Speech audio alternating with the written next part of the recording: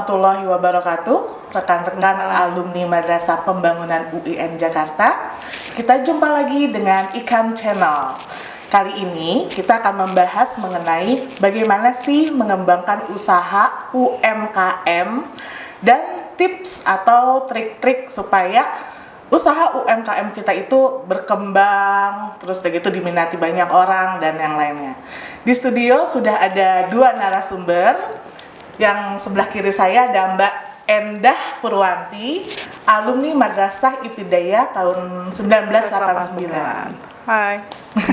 Di sebelah kanan saya ada Mbak Siti Sofia, alumni Madrasah Sanawiyah tahun 1991 ya Mbak ya? Iya, betul. Halo. Dan perkenalkan saya Asma Rubai Astari, alumni Madrasah Sanawiyah tahun 2000. Terima kasih ya Mbak sudah bersedia datang menemani saya di IKAM Channel ini. Alhamdulillah. Kalau boleh tahu nih ya, pertama-tama Mbak Endah punya usaha apa Mbak? Saya dalam hal ini mempunyai usaha catering. Saya bergerak di bidang jasa kuliner. Itu brand saya itu namanya Dapur Ama. Dapur Ama. Itu lokasi saya di Bambu Apus, Pamulang, seperti itu.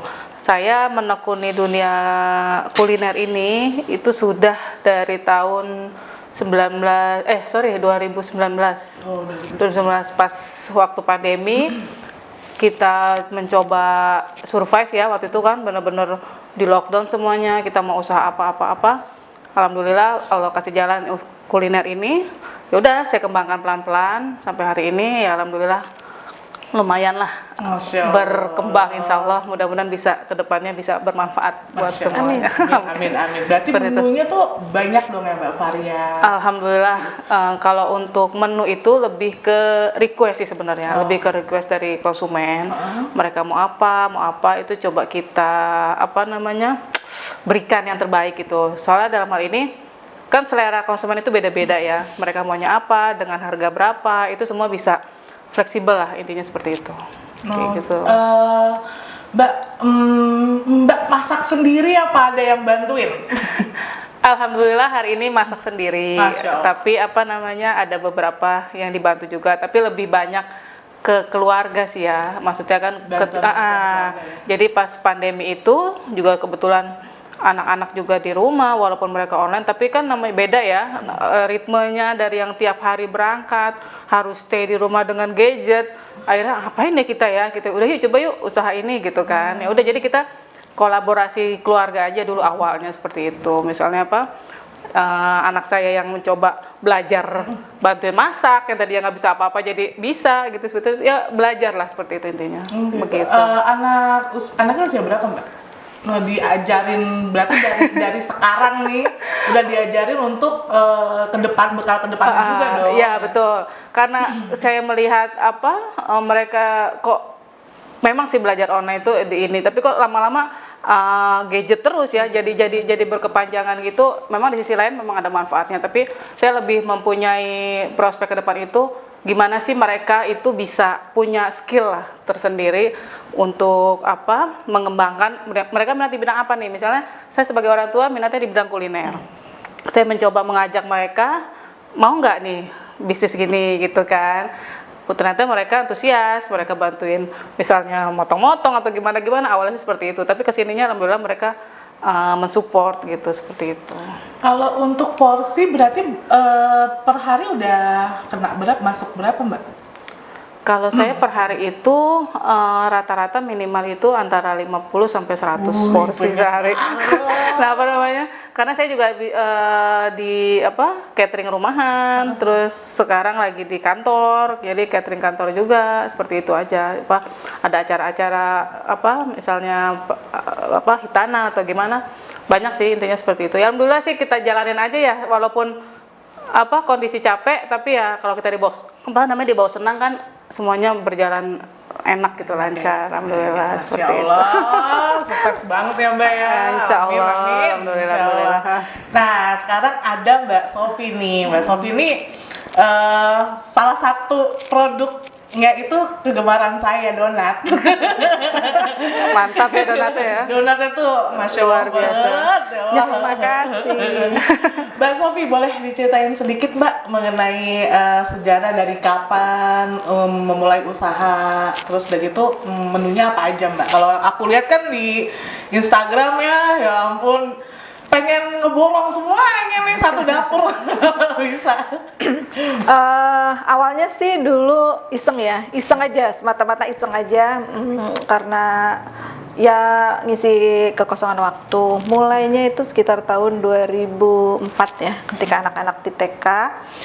Terus karena sering kumpul sama ibu-ibu yang antar sekolah, terus tiba-tiba tercetuslah ditantangin temen awalnya, bikin dong gitu kan, ayo gue deh konsumen pertama lo gitu kan. Yang nantangin itu bukannya nggak bisa masak, justru dia Master. Jago. nah jago. tapi dia males. Ibunya sendiri juga punya catering kue gitu-gitu, tapi karena sudah off jadi dia, ayo dong lo bikin, nanti gue yang coba gitu kan. Pada akhirnya mulai bikin. Pertamanya sih cuma kue kering ya, setahun sekali. Itu juga kalau lebaran Idul Fitri aja bikin. Konsumen pertama teman saya itu coba, oke, udah enak, lo ini aja deh, pasarin aja kata dia gitu, tawarin teman-teman gitu aja, setiap tahun. Entah dari mana juga ya idenya, tiba-tiba bikin snack box, ya kan, nambah menu. Seiring berjalannya Betul. waktu ya, Mbak, ya? Sebenarnya sih dari teman-teman aja ya, yang pesen pun teman-teman awal-awalnya. Terus bikin tumpeng dong, semuanya ditantangin, tantangin aja, bikin tumpeng dong, bisa nggak gitu kan? Ayo deh gue pesan gitu kan, coba dong belajar, lihat gitu kan contoh-contohnya. Terus nambah koleksinya dari snack box, tumpeng gitu kan. Terus lama-lama jadi rutin-rutin, entah dari kapan jadinya kesibukan harian gitu loh. Yang tadinya cuma iseng, alhamdulillah jadi kegiatan sehari-hari. Bisa atur sendiri waktunya, menunya tambah variatif, tapi memang lebih ke cemilan ya, cemilan tumpeng ya, sesekali nasi box gitu aja sih. Jadi kayak lebih ke challenge diri, Betul. di challenge temen, terus jadi challenge diri sendiri. Iya, ya, Mbak, ya? betul. Oh, ampun. Jadi berapa menu Mbak? Berapa menu ya? Berapa menu ya? Mbak Sofi ada donat juga ya, ada donat, ada rogut, ada kue kering, kue basah untuk snack box. Biasanya ada beberapa kantor yang rutin juga untuk acara meeting, snack box-nya.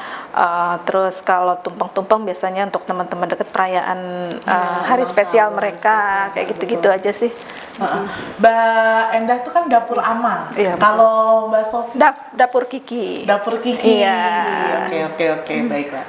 Dari awal mulai nih ya, sampai akhirnya itu 2019 kan bisa dibilang berarti 3 tahun lalu ya, sebelum pandemi ya. Sebelum pandemi. Terus kemudian 2020 tuh sudah masuk pandemi sampai 2021 dan sekarang alhamdulillah udah mulai membaik gitu kan. Gimana Mbak? Maksudnya kayak memasarin produknya Mbak Endah sendiri? Ya, awal itu kan tahun awal 2019 ya, saya mencoba istilahnya sama sih sebenarnya kayak Kak Sofi juga, ditantang gitu loh masak ini. Awalnya memang ya rasanya masih belang bentong lah, masih nggak karuan gitu loh. Tapi lama-lama saya diajak teman, intinya gini loh, saya diajak teman masuk komunitas kuliner. Awalnya seperti itu, di Tangsel katanya gitu, dan dia cukup aktif. Oke, saya coba karena memang saya waktu itu memang aktif di ini ya, di RT gitu, warga seperti itu. Saya sering datang ke kelurahan atau gimana, ditawarin itu, yuk ikut yuk komunitas kuliner seperti itu di Tangsel. Namanya UCTS, saya bilang itu. UCTS, UMKM Kuliner Tangerang Selatan, seperti itu. Oke, saya masuk dan saya mencoba dari beberapa teman-teman yang udah lihai lah istilahnya masak itu seperti itu. Jadi kita datang, kita ngobrol-ngobrol, dikasih arahan lah, ini usaha ini bagaimana, terus untuk meningkatkan usaha itu apa sih step-stepnya kayak gitu. Jadi bukan hanya sekedar masak jualan seperti itu. Berarti sharing-sharing ya. seperti pengalaman itu, juga. benar. Kayak itu. Udah gitu, bagaimana sih networkingnya untuk kita bisa mengembangkan usaha itu. Nah, salah satunya itu mereka ngajarin atau ngasih masukan. Awali dulu setiap usaha itu harus sudah mempunyai izin. Awalnya seperti itu. Sebenarnya saya bilang orang saya rumahan biasa kok, ngapain gitu izin-izin, orang cuma buat iseng seperti itu. Bukan seperti itu aja. Kita bisa dapat manfaat banyak. Antara lain, pertama bisnis kita bisa diakui oleh pemerintah seperti itu. Nama brand kita bisa tidak dicontek oleh orang lain seperti itu. Jadi banyaklah ketika saya masuk komunitas itu banyak manfaat yang saya dapat kayak itu. Nah, salah satunya itu dengan perizinan. Dengan perizinan itu saya bisa masuk ke mengembangkan usaha ke dinas-dinas atau kantor-kantor yang skupnya lebih besar untuk mendapatkan order catering. Kan mereka pertama itu harus dilihat usaha ini sudah berbadan hukum atau belum. Atau punya izin usaha nggak, paling nggak seperti itu. Karena kalau kita tidak berizin usaha itu nanti kedepannya banyak manfaat yang bisa kita miss ya gitu ya, istilahnya rugi kalau kita nggak dapet izin ini seperti itu. Jadi ya salah satunya itu dengan awalnya itu saya ditawarkan itu NIB, nomor induk berusaha. Nah gitu, nomor izin berusaha, nomor izin berusaha. Jadi di situ saya mulai tahu, sudah mulai harus bagaimana nih izin saya atau usaha saya bisa berkembang, ya salah satu dengan adanya izin ini gitu. Itu sih jadi lebih mempunyai networking yang besar gitu loh, yang lebih luas lagi. Ya udah, nanti kedepannya setelah dapat NIB saya bisa dapetin Haki itu brand kita itu tidak paten, dipatenkan oleh dimerekin oleh negara gitu loh, tidak ada yang mencontek seperti itu. Terus salah satu setelah NIB itu bisa kita lanjutin, kita bisa dapat proses halal, karena proses halal ini itu yang kita punya karakter lah, kalau usaha ini benar-benar halal dan bisa berkembang nanti ke depannya. Apalagi itu tadi ketika kita masuk instansi itu yang ditanyakan pertama itu ya NIB ini halal nggak usaha kita ini seperti itu. Kayak berarti, gitu sih. Dari 3 tahun perjalanan nih ya, berarti ya agak padat juga ya Mbak ya untuk izin-izinnya, terus seperti itu belum lagi ngumpul komunitasnya sehingga berjalanlah dengan lancar usaha catering dapur aman. Iya, alhamdulillah seperti itu. Iya. Nah, kalau Mbak Sofi sendiri gimana Mbak? Ada kiat-kiat dari 2004 kan berarti ya? 2004 kan kalau nggak salah tuh sosial media belum terlalu ini ya Mbak. Ada perubahan atau ada ada perubahan yang benar-benar signifikan nggak sih? Agak berbeda dari Mbak Enda ya. Kalau saya memang selama ini berkembangnya lewat teman-teman saja. Khususnya di MP ya, karena alumni MP satu saya alumni MP, kedua anak-anak juga sekolahnya di sini, dan dari pergaulan ibu-ibu yang nganter anak nih, kita sering ngobrol-ngobrol, sering ini, akhirnya usahanya di situ berkembang. Memang tidak ada sih niat untuk tadinya mengembangkan segitu besar usaha, nggak ada. Semua kan memang berjalan iseng, seiring waktu. Jadi memang lebih banyak dari teman ke teman, teman ke teman. Setelah berjalan beberapa lama, mulai marak media sosial, mulai banyak yang posting-posting jualan online. Saya pun ikutan posting, tapi tujuannya tidak untuk jualan sebenarnya. Jadi untuk menyimpan saja gitu loh. Apa yang pernah saya buat, saya simpan di medsos saya gitu kan. Mungkin mulai ada yang lihat, beberapa orang yang bisa menghubungi saya jadi pelanggan saya, beberapa orang iya, tapi memang kebanyakan sampai saat ini teman-teman, dan dari teman lagi walaupun kayak MLM ya Mbak, mulut lewat mulut. Betul, tapi dari situ sih ya lumayan ya, akhirnya setiap hari itu saya punya kesibukan gitu loh, walaupun memang tidak terlalu diseriusin sama saya. Kalau misalnya memang harus diseriusin mungkin bisa lebih besar ya. Mohon maaf nih Mbak, nggak serius aja kayaknya udah banyak omsetnya ya. Masalahnya saya masih gatel aja gitu, pengen keluar gitu. jalan-jalan. Ya betul, maksudnya biar justru tapi banyak manfaatnya juga ya dengan bergaul. Tambah luas wawasan, tambah luas untuk memasarkan produk saya gitu. Walaupun nggak secara khusus saya pasarkan gitu kan, tapi kan akhirnya ada cerita, gue pesan nih ke ini gitu. Ikutan pesan ikutan gini gitu. Jadi rata-rata memang mayoritas pelanggan saya itu orang tua MP. Jujur, sekitar 70% sampai 80% itu memang awalnya dari MP. Gitu aja. Dan sekarang full seminggu kadang kalau saya yang nggak stop untuk istirahat atau mau libur itu masih aja sih ngerjain gitu kan. Gitu. Masih agak gatel ya, aduh kalau gitu. Masih pengen tangannya kayaknya udah kelatih buat ini. Iya kayak gitu aja sih. Bikin bikin apa gitu ya Mbak, udah setting. Gitu, jadi berbeda banget nih Mbak kalau Mbak Endah ini melalui izin legalitas dan yang lainnya. Nah, kalau Mbak Sophie ini tuh lebih kayak ke konten yang tidak disengaja ternyata benar-benar membawa rezeki sendiri gitu kan ya. Tapi yang aku mau tanya ke Mbak-mbak berdua, sebenarnya passion nggak sih Mbak untuk membuat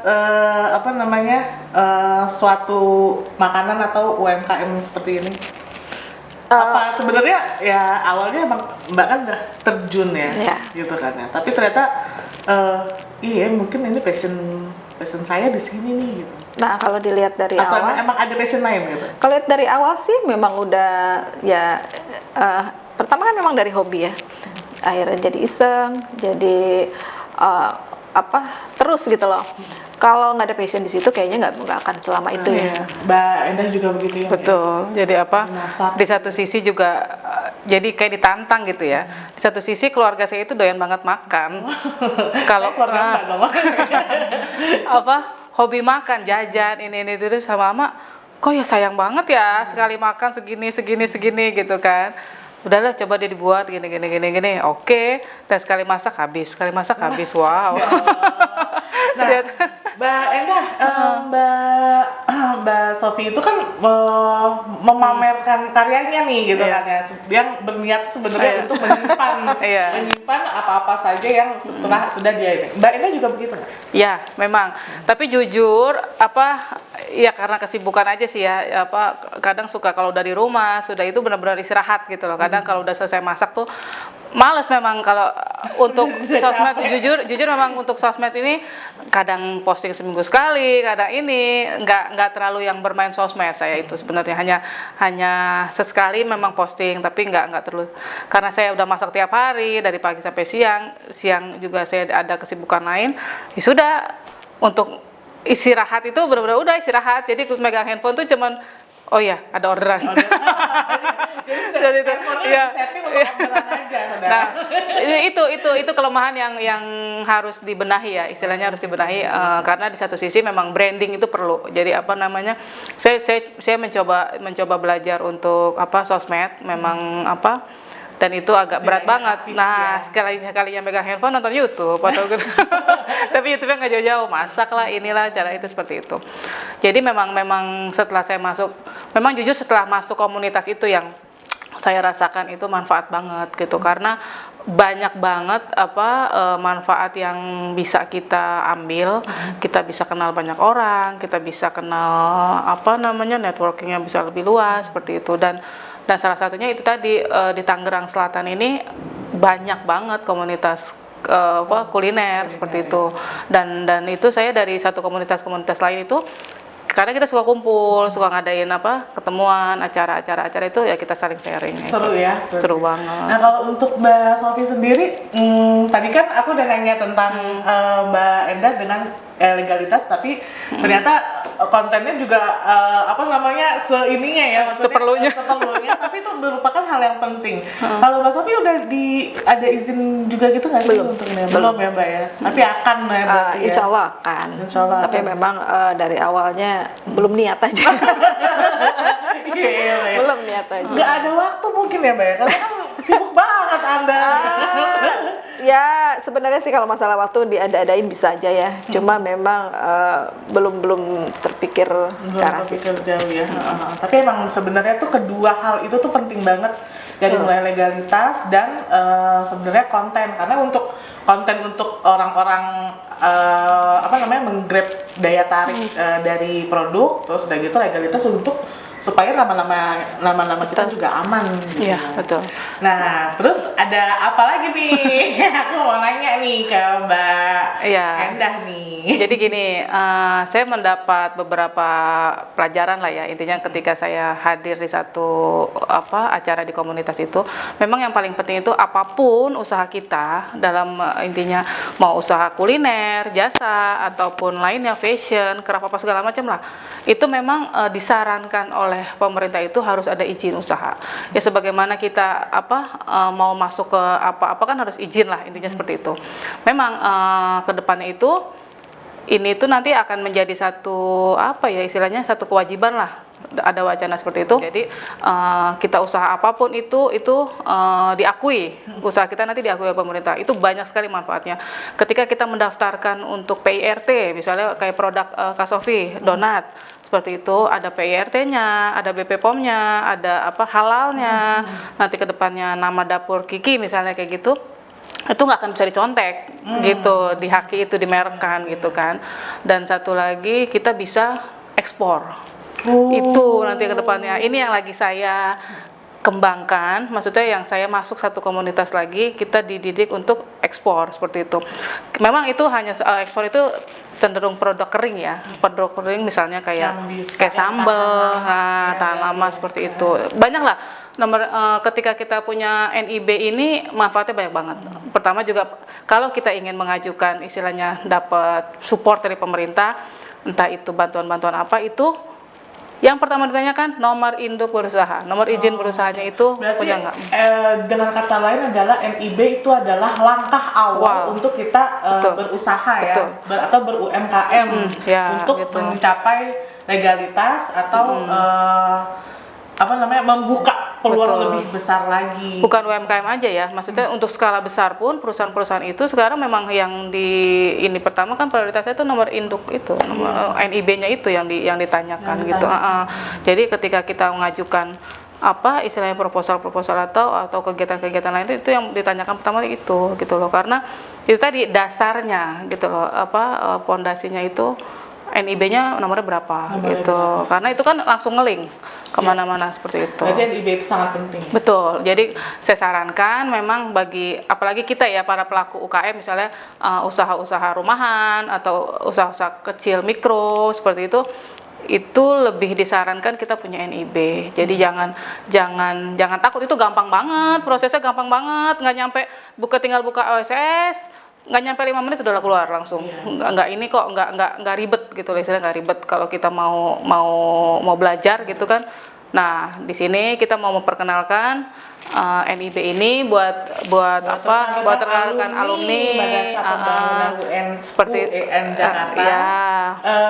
Dalam waktu dekat kita akan mengadakan acara workshop untuk bagaimana mengembangkan usaha dengan izin NIB. Iya, dengan NIB.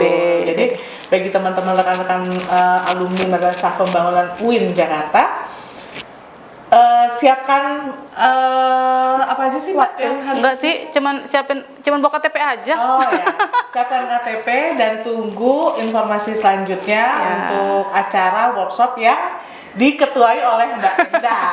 Alhamdulillah. Tentunya Mbak Sofi orang pertama nih. Ya selain itu juga nanti jadi gimana caranya kita mempunyai usaha ya, izin usaha itu, dan sekaligus akan diajarin juga bagi kalian yang belum atau sudah bersosmed itu nanti gimana sih caranya dengan kan sekarang digital itu kan udah kudu ya, harus udah zaman. Sofi ber-TikTok loh. Iya seperti itu. Jadi kalau memang kita nanti acara itu lebih ada dua poin yang akan kita kedepankan.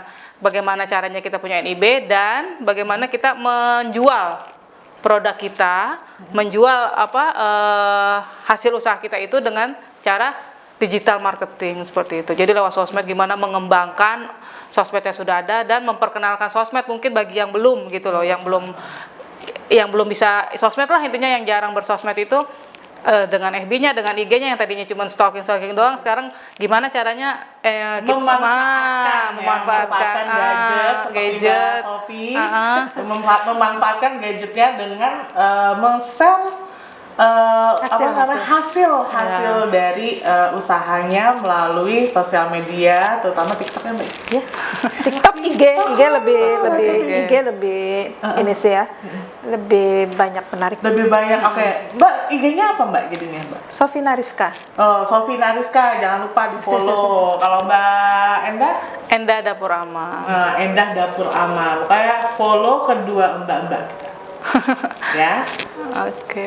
Oke, Mbak Endah, tadi kan udah ngomongin tentang NIB. Nah, NIB itu apa? Yang benernya nih.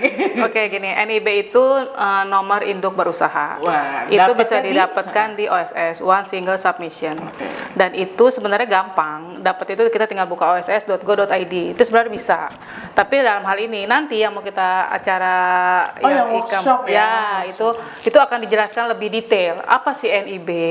Apa itu kegunaan NIB? Manfaatnya apa bagi para pelaku usaha ya, bukan UKM aja, bagi pelaku usaha. Jadi pelaku usaha apapun itu, mau di bidang jasa, di bidang kuliner, bidang fashion, apapun itu disarankan itu mempunyai NIB. Jadi nantinya kedepannya itu usaha kita itu lebih lebih tertata dan lebih diakui seperti itu. Jadi untuk kedepannya bisa meningkatkan lah paling tidak omset kita mau bagaimana ke depannya, itu sebenarnya kita yang mutusin sendiri gitu loh. Di satu sisi selain punya NIB itu nanti juga akan kita bahas gitu, akan kita perkenalkan itu gimana sih cara strategi marketing yang baik. Sekarang karena dunia digital sudah berkembang pesat, gimana kita manfaatkan digital ini untuk mengembangkan usaha kita, meningkatkan omset usaha kita seperti itu. Jadi jangan lupa hadir. Nanti untuk lebih detailnya, insya Allah di tanggal 23 Juli. Ya, insya Allah di bulan Juli akhir, di pertengahan atau di bulan Juli akhir akan ada workshop pengembangan UMKM dengan legalitas dan promosi yang menarik. Jangan lupa follow akun Instagram dari alumni_mp, nanti akan informasinya akan ada di situ. Nah, untuk Mbak Sofi nih, terakhir, ada rencana ke depan apa nih Mbak? Rencana ke depan kalau mengenai usaha sih seperti kemarin-kemarin ya, saya ikutin aja alurnya. Tapi tidak lupa meningkatkan mutu, menambah varian produk, makin banyak ya. Otomatis memperbaiki kemasan dan lain-lain. Ya siapa tahu juga nanti dengan hadir di acara itu bisa menarik minat untuk membuat NIB. Masya Allah, ditunggu ya Insya Allah kehadirannya. Pokoknya rekan-rekan alumni Madrasah Pembangunan UIN Jakarta, jangan lupa ikutin terus informasi lebih lanjutnya di akun Instagram @alumni_mp. Jadi bagi rekan-rekan alumni jangan lupa di follow, nanti semua ada informasinya di akun Instagram tersebut. Oke. Mbak Endah, Mbak Sofi, terima kasih banyak Sama-sama. udah nemenin aku di Ikam Channel ini. Sukses buat kalian Amin. semua. Amin. Semoga selalu diberkahi Allah Subhanahu wa taala atas Amin. usahanya ya. Terima kasih rekan-rekan alumni Madrasah Pembangunan UIN Jakarta yang sudah menyaksikan acara Ikam Channel ini. Jangan lupa pantengin terus Instagram @alumni_mp untuk informasi selanjutnya. Saya Asma Rubai Astari undur diri. Assalamualaikum warahmatullahi wabarakatuh. Waalaikumsalam. Waalaikumsalam.